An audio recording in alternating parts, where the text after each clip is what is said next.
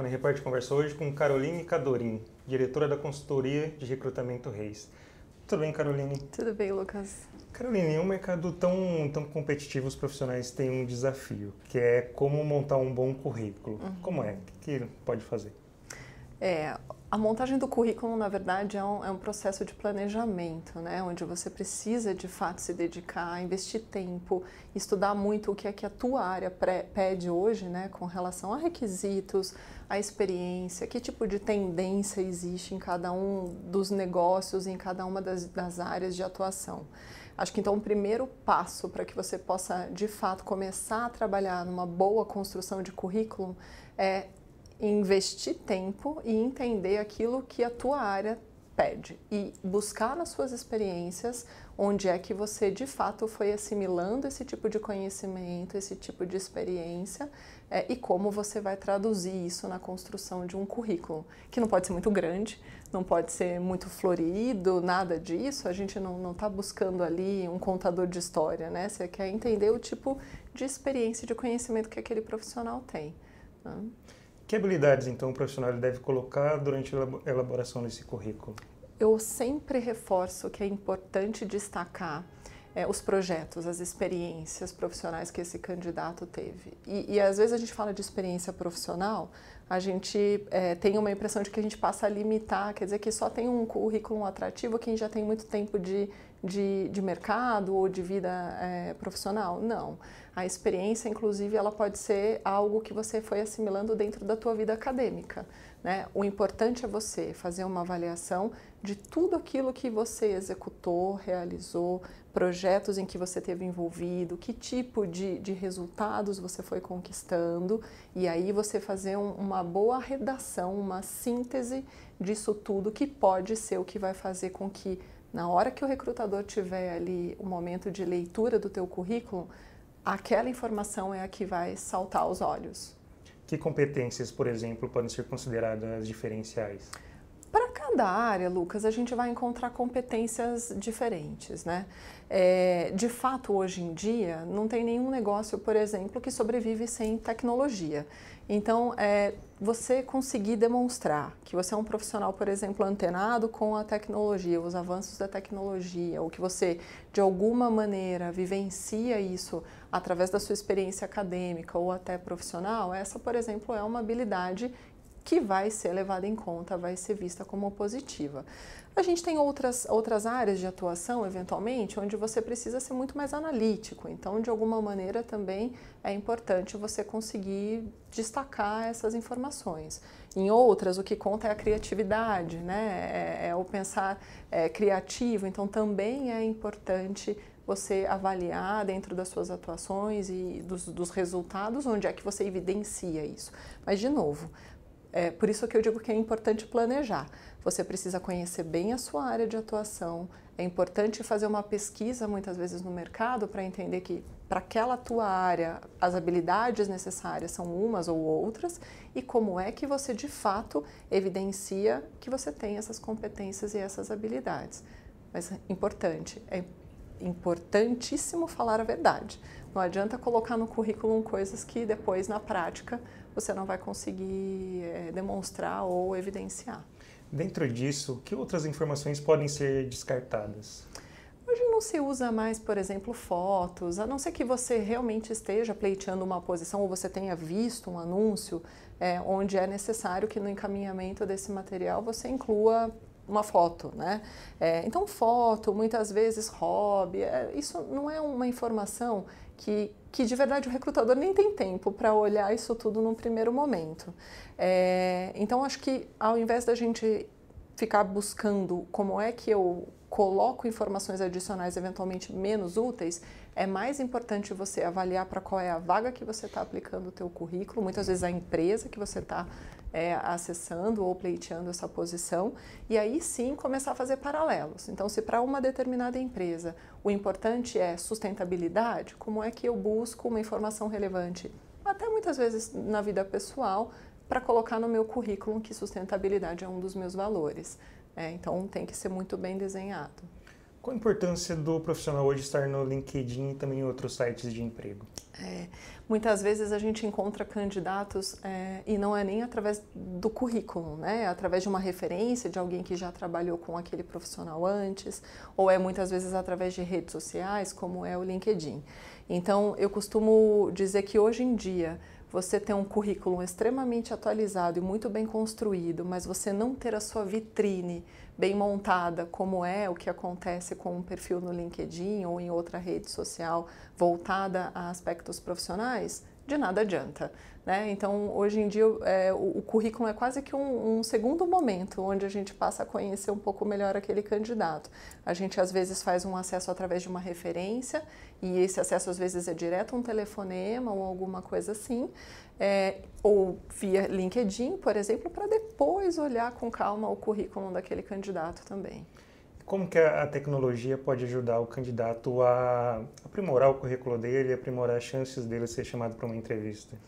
Eu acho que quando a gente tem dúvidas de como a gente pode construir bem o nosso currículo ou até um perfil, né, numa rede social, vale a pena a gente ter algumas referências. Então, eu conheço algum profissional do mercado da mesma área que eu, do mesmo tipo de atuação que a minha, e que eu considero muito bem sucedido, né, que normalmente acaba sendo convidado para boas entrevistas ou participa de processos interessantes. Então, se você tem esse benchmark, você pode usar, por exemplo, o perfil dessa pessoa no LinkedIn. Como é que ela constrói isso? Que tipo de informação ela coloca ali? E disso você também já pode tirar algumas informações ou um pouco da base de como construir essa sua vitrine, né? Essa é uma informação importante. Outra o que não falta hoje é informação disponível. Então, se eu estou acessando uma oportunidade em uma determinada empresa, eu tenho diferentes ferramentas ou diferentes fontes para entender qual que é a cultura dessa empresa, que tipo de profissional normalmente se adequa bem à realidade dessa companhia. E eu posso, justamente, através de depois coletar e avaliar essas informações, transformar isso em coisas importantes para o recrutador daquela companhia, por exemplo, entender que o meu perfil, mesmo sendo só através da leitura do currículo, pode estar adequado e pode estar aderente a esses detalhes, a essas nuances que tem a ver com a cultura, tem a ver com uma série de outras informações. Então, pesquisar, coletar essas informações e de alguma maneira tentar traduzir aquilo que a gente tem de habilidade ou de conhecimento para oferecer em coisas que possam ser traduzidas em função dessas informações que a gente averigou como sendo importantes, ela pode ser um primeiro passo para você ter um sucesso ali na hora de ser avaliado pelo recrutador. Passada essa fase da construção do currículo, vem o convite para uma entrevista. E muitas vezes esse primeiro contato é feito por telefone. Como causar uma boa impressão e também como não assustar o recrutador? Nem ser muito bom e nem, né, não pode ser nem 8 nem 80. Você tocou num ponto bastante interessante, Lucas, que é o seguinte: a gente pensa, bom, tenho que ter um bom currículo, através de um bom currículo vou ser chamado para uma entrevista. Mas a gente esquece dessa fase importante que é o primeiro contato entre o recrutador, né, e o candidato. Normalmente, você não convida para uma entrevista o profissional só em função de ter lido um currículo ou um perfil no LinkedIn. Você vai fazer essa avaliação e aí você vai ligar para essa pessoa normalmente, fazer um primeiro contato. Esse primeiro contato, por melhor que você seja, ele também tem que ser encantador.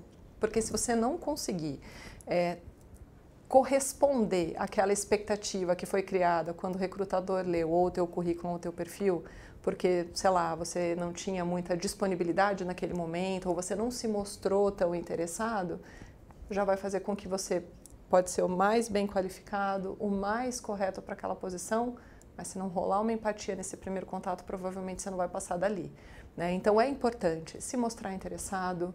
Ninguém precisa ter disponibilidade para atender o telefone a qualquer momento, né? Todo recrutador tem essa consciência e está muito tranquilo com relação a isso. Mas é difícil quando você tenta falar com o candidato e você não percebe nenhum tipo de interesse do outro lado. Então, mostrar disponibilidade não quer dizer que você tem que parar tudo, mas quer dizer que você tem sim como ajustar um horário, um outro momento para falar. Esse seria o principal erro, não demonstrar interesse, mesmo depois de você ter mandado um currículo, você recebe uma ligação e não demonstra o interesse. Esse seria o maior erro? Eu diria que sim. Esse talvez seja um dos principais fatores que faz com que o candidato, por melhor avaliado que tenha sido numa fase de avaliação curricular, não consiga caminhar para uma etapa de entrevistas. Porque esse contato, se ele não for bem respondido, né, esse primeiro acesso, se ele não corresponder de novo a essa expectativa que é criado quando você tem um bom currículo ou um bom perfil, provavelmente, naquele mesmo momento, em 5 minutos de ligação, o recrutador ou o entrevistador ele vai te dar já um feedback negativo. Olha, acho que não era bem esse perfil, ou tem algum ponto que não está muito adequado, e provavelmente você não vai passar dali. Esse é um ponto muito importante. E o outro ponto que eu acho muito relevante é a questão de como é que você se comporta numa ligação telefônica, né? Ninguém é extremamente energético numa sala de entrevista e no telefone é extremamente apático. Então você precisa, numa ligação, também conseguir refletir aquilo que você tem enquanto característica ou as mais positivas. Disponibilidade, alto astral, sabe? Uma conversa que consiga envolver. É importante, sim, a gente prestar muita atenção na forma como a gente se comunica nesse primeiro acesso. E como o profissional se prepara para uma entrevista? É importante ele conhecer a história da empresa que está buscando essa vaga? Quando existe a possibilidade, né, e quando o candidato sabe qual é o empregador, é muito importante fazer essa lição de casa, Lucas, porque, mais uma vez, o que não nos falta hoje são informações. Então, você vai conseguir entender como é que é a cultura daquela empresa, você vai conseguir entender um pouco do que é que a empresa valoriza e vamos pensar o seguinte, o recrutador, o entrevistador, ele é o primeiro filtro, né? Ele é a pessoa que muitas vezes, se a gente estiver falando de um recrutamento não especializado, ele vai avaliar principalmente as características pessoais, comportamentais. Se você não se preparou para entender um pouco do que é que tem por trás, né, da missão da empresa, dos valores, das características que fazem com que aquela pessoa seja vista como a cara da empresa, provavelmente você vai correr um risco grande ali de não conseguir causar uma boa impressão. Então, sim, é muito importante estudar quem é o empregador e o que é que tem por trás disso tudo. E como se comportar na conversa com o recrutador? Mais uma vez, você precisa se mostrar interessado, você precisa estar disponível, né? Então a tua atenção tem que estar 100% dedicado para essa conversa. Nada de celular em cima da mesa ou vibrando, tocando, nada disso. Parece besteira, mas é importante a gente sempre reforçar isso. Um outro ponto muito importante, você precisa prestar atenção na comunicação com o teu entrevistado, ou entrevistador. O que eu quero dizer com isso? Muitas vezes você está na frente de uma pessoa que gosta de ouvir muitos detalhes. Outras vezes o entrevistador quer uma coisa um pouco mais objetiva. E como é que você percebe? Em função das perguntas que ele te faz, em função das coisas que ele te questiona. Então, é importante a gente estar atento, fazer a leitura do ambiente, a leitura do entrevistador e aí sim conseguir dar as informações que são solicitadas. Não mentir, né? Ou omitir, né? Como a gente gosta de dizer, não mentir, eu omiti. Porque em algum momento isso vai acabar vindo à tona e vai ser prejudicial para o candidato, né? Numa primeira etapa, talvez ele até consiga deixar algumas coisas ali um pouco mais camufladas, mas um processo nunca é feito por uma pessoa só. E aí, em alguma etapa, alguém vai questionar, alguém vai investigar e você vai acabar sendo mal avaliado porque omitiu alguma coisa importante. Depois desse processo de entrevista, o profissional cria expectativas, esperando o resultado. Uhum. Como se comportar, como cobrar do resultado da empresa? É correto ligar para o recrutador? Qual que é o meio termo? Essa é a pergunta que eu mais ouço, Lucas, porque não tem uma fórmula única para isso. Tem a ver com como você conseguiu ler o teu entrevistador e até o que você conseguiu receber de informação e orientação dele. Tem alguns processos onde o próprio entrevistador ele vai te dizer, olha, me liga daqui uma semana ou me manda uma mensagem em tanto tempo para eu poder ir te atualizando. Outros vão falar, fique tranquilo, você vai receber um feedback. Então, eu acho que o primeiro ponto é tentar levar em conta esse tipo de orientação, né? Não quer dizer que a gente não tenha que procurar informação depois de, mesmo tendo sido orientado, olha, daqui uma semana eu te retorno. Se em uma semana você não tem nenhum tipo de informação a respeito, não tem problema nenhum acessar o entrevistador de uma maneira educada, enfim, e questionar se teve algum avanço, se precisa de mais alguma informação complementar. Isso, inclusive, pode ser visto de uma forma muito positiva, né? Muitas vezes o entrevistador ele não tem um único processo andando, ele tem vários acontecendo em paralelo. É difícil, muitas vezes, fazer a gestão, né, do feedback para todos os candidatos.